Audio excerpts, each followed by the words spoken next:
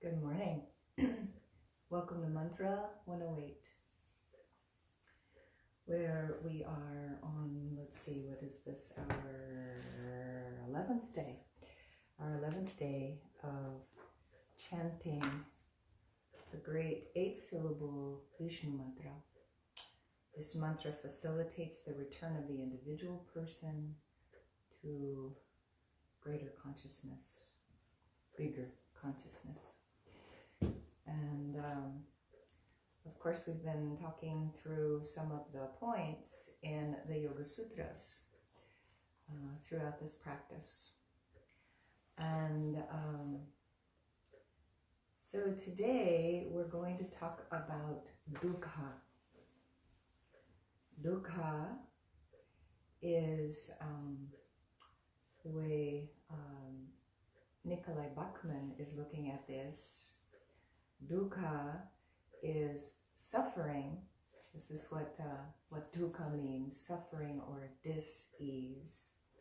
So we're looking at suffering as opportunity in some of his writings here.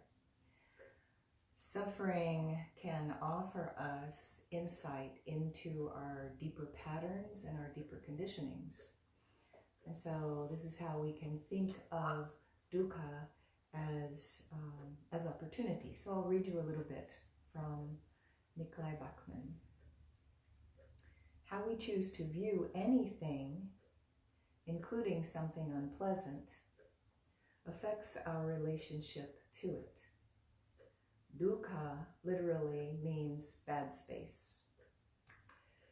In yoga, primarily means discomfort or suffering within our citta, our heart mind, which we've talked about before.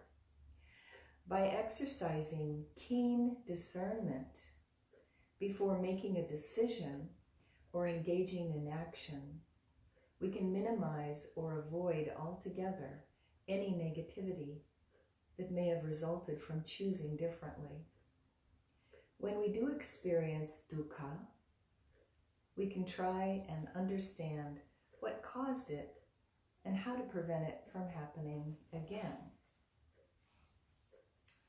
Sometimes we know in our gut, if we follow through with an action, it will result in suffering. So sometimes, we get that gut feeling even as we're doing an action, we get that gut feeling, this probably isn't right.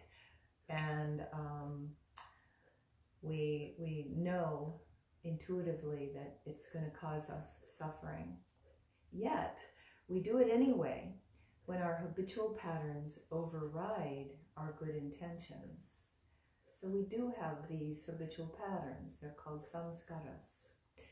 And these are samskaras that are patterns that habituate over sometimes lifetimes, but certainly over a lot of practice in this lifetime of doing those habitual patterns. Dukkha provides you with valuable information about yourself that would otherwise be hard to come by.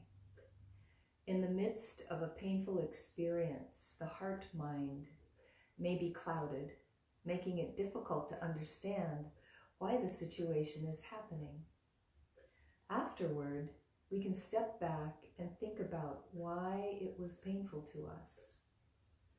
What did this event trigger inside of us that caused our suffering? Thus, we can learn what we are all about on the inside from dukkha, and use it as a tool to reveal aspects of ourselves.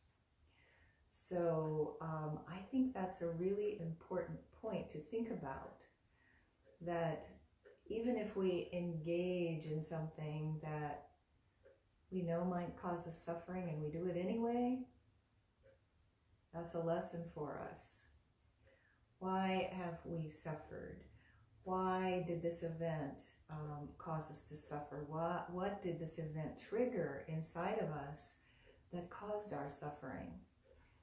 So we can learn more and more about who we are in this heart mind. from listening to this tool, tuning into this tool of dukkha. What gets us into bad space? What gets us into suffering? If we take a look at that, it can help to teach us to do better next time. The sutras mention suffering due to change, suffering due to what we want, suffering due to what we're used to. Change happening too quickly or too slowly for us can cause suffering in the form of frustration or impatience. The inability to satisfy our desires when we want change, but it doesn't happen, this can cause us suffering as well. If discomfort arises when something we are used to changes beyond our control, when a change happens that we don't want, dukkha is there too. Greed is a form of suffering that can grow stronger over time. First, we want more than we need. Then, we begin taking from others when necessary. Finally, even though we are already wealthy, we stoop to deceit and corruption to get more. Another manifestation of suffering is anger, which can grow from annoyance to verbal jabs to violence. Delusion is also a type of dukkha and can range from simply thinking we know what we do not to full-on schizophrenia, he says. So I think these are all important points right now too, because we all have varying degrees of the ways that we're viewing what's happening around us right now. The ways that we view how we might help in what's happening around us right now. The ways that we view how we can perhaps contribute in a positive way to what's happening right now. And sometimes that leads us to provocative statements, provocative Facebook posts. I just this morning posted something that was provocative, and I'm doing that quite a bit now in the midst of our social environment that is so troubling and so full of dukkha. So these things, and I was going to say, I got a response to that provocative post saying that I was very out of line, wondering, saying that they were really disappointed to see that on my Facebook feed. And so it appears that my post caused that person some suffering, and that perhaps her response caused me some suffering. So this is something to look at, ways that we can look at our own actions that may cause us to experience dukkha, some bad space. So in the end of this chapter here, he says, there are 4 stages to reducing suffering, much like noble truths of Buddhism. First, identify the symptoms of suffering. Second, find its cause. Third, set an intention of eliminating the cause. And last, put into practice the means of eliminating the cause. So, identify the symptoms of suffering, set an intention of eliminating the cause, and put into practice the means of eliminating the cause. These are practical steps for helping to eliminate dukkha, this suffering in our lives. So finally, he says, suffering can be viewed as a difficult but necessary way that the universe reveals ourselves to us. It is important to set a deliberate intention to identify and reduce dukkha, and then follow up that intention with on-the-ground action in order to move in our desired direction of mental, emotional, and spiritual growth and transformation. If we are mindful of this long-term commitment, we can avoid much suffering by using keen discernment to anticipate possible future pain, then taking action to bypass it. So, within this cultural context that we're in right now, it's my opinion that we need to take some strong steps, these 4 strong steps as a society, within institutions, within all of the spaces where we hold systemic racism, and really clean house. And much of it will cause dukkha because it's difficult work. But in the end, what we're hoping to do is to eliminate dukkha for our society, for our culture, for all of the people within our culture. So, sorry to get political. I'll try not to do that anymore. I know this is not the space for that. But I felt strongly about that this morning. So, let's begin our practice.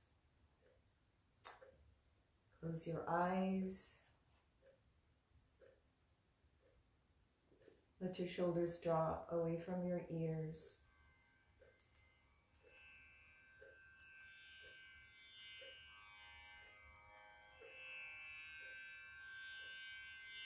Soften. Soften the skin, soften the muscles. Bring that softness to the heart-mind space.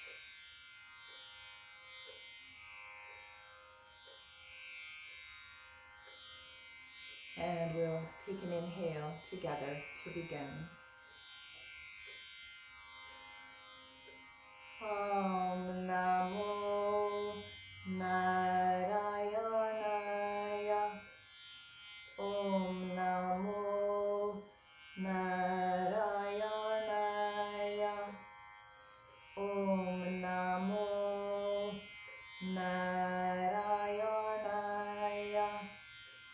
Auṁ Namo Nārāyaṇāya. Auṁ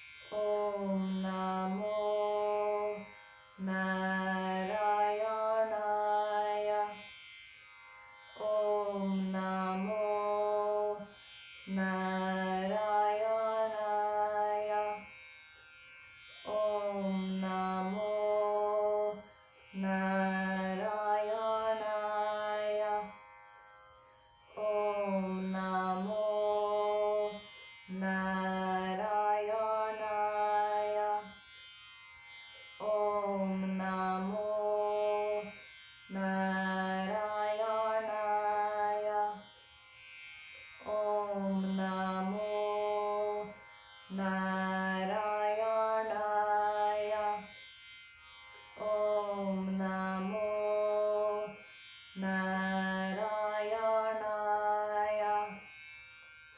Auṁ Namo Nārāyaṇāya. Auṁ Namo Nārāyaṇāya. Auṁ Namo